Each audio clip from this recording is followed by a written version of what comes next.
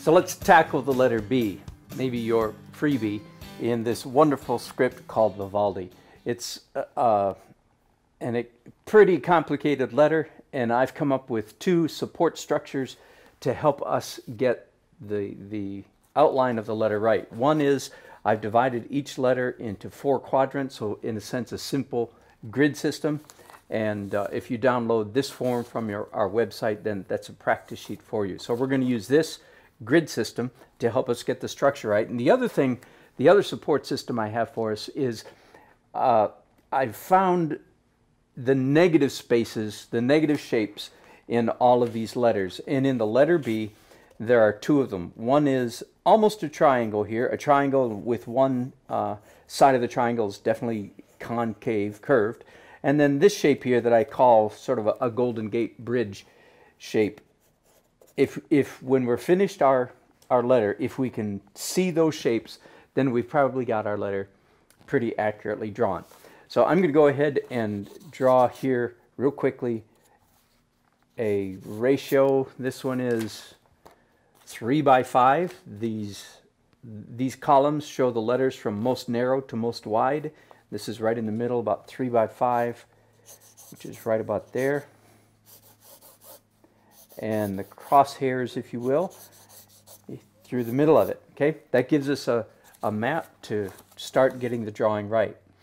The B, as you can see, starts with a serif actually going ever so slightly above the top line, and then this top stroke is unusual in that it's not perfectly horizontal. It actually starts a little bit low and then slightly goes up to the top of the grid, to the top of the letter guideline, and then curves around quite tightly. First of all, it hits this right edge, curves around pretty tight, and let's stop there just for a second. Okay, so the first thing I want to see is that this curve is smaller than I would feel like it ought to be. And then from there, we're going to do one stroke all the way down to about halfway in the middle of this quadrant right here. With me? So either we can go this way or this way. And one of the characteristics of the Vivaldi face is that it looks a lot like copper plate. And in copper plate, you do a lot of upstrokes. You push the pen uphill. And so I'm suggesting that you use a pen and paper combination that will allow you, when you're doing Vivaldi Type, to push your pen, which is not the traditional approach to calligraphy, of course. Now, are you looking with me at the model? Here it is. This next stroke starts virtually in the middle of the upper left quadrant and comes down to meet this stroke. Got it? And then the last long stroke of the letter is from this point, again, down to about the middle of the lower right quadrant. So you can see how this graph, this quartering the letter into 4 grids, really helps us get the structure right. Now the last stroke I'm going to do the right way. If you can do some pen manipulation, you would lift your pen up on one corner so that this stroke is not too wide. But if you can't do that, just put it down in the traditional position. Now, here's one of those times when we are looking for this, what I call Golden Gate Bridge shape right here. So we'll know we've got that right if we end up with that shape right there. Does that make sense?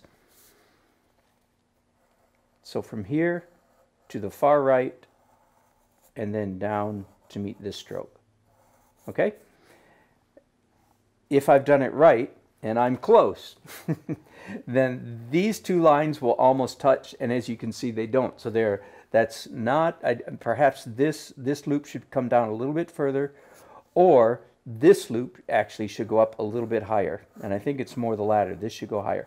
Now that's an awful lot of talking, an awful lot of analyzing, and a lot of mathematical kind of thinking to get the B structured right. This is exactly the kind of thing that I recommend that you do.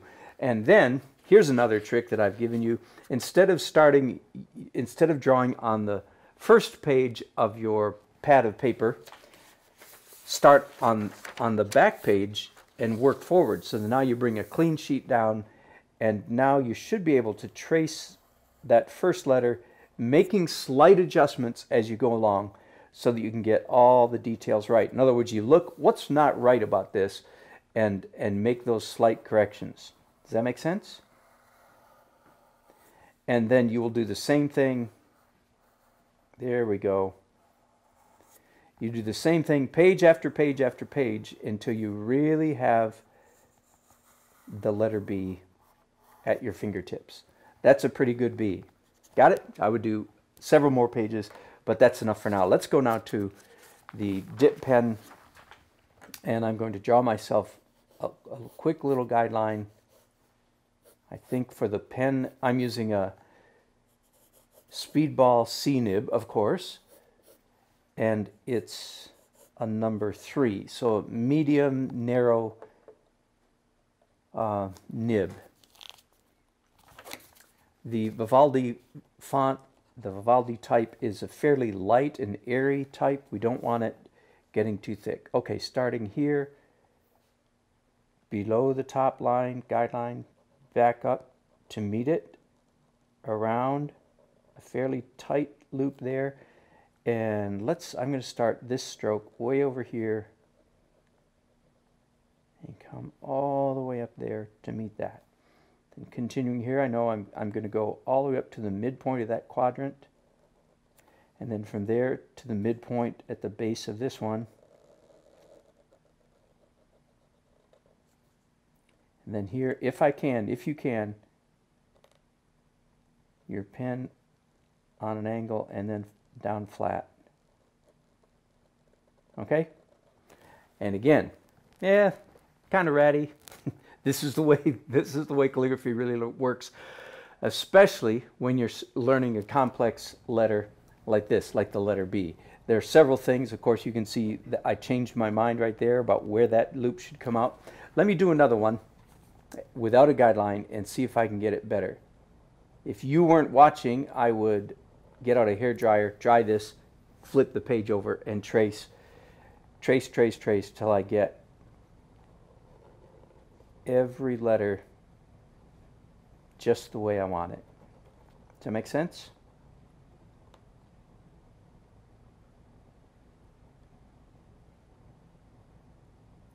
There. That's a pretty good B. So there's our uppercase B. Now let's go on to the lowercase. The good news is that the lowercase in the Vivaldi type font is so much easier than the uppercase.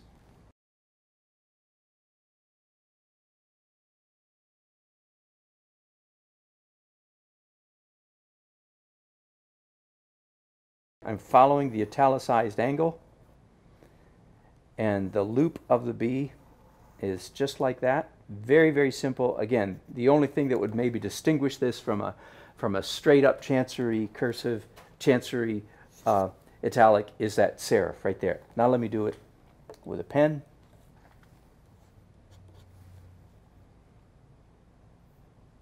Serif, straight down to the baseline, and then a nice loop. I suppose the one thing we want to watch out for, let me draw a bad letter B, just to make sure. Don't make sure that the loop of the B does not start too high and go straight out. There should be a real nice V shape in that part of the letter between the stem and the loop. Got it? So this is wrong and this is correct. So there's your free B. I hope you'll check out the entire rest of the alphabet. This is a really fun challenge, but it's such a beautiful font. It's worth all the work. Thanks for watching.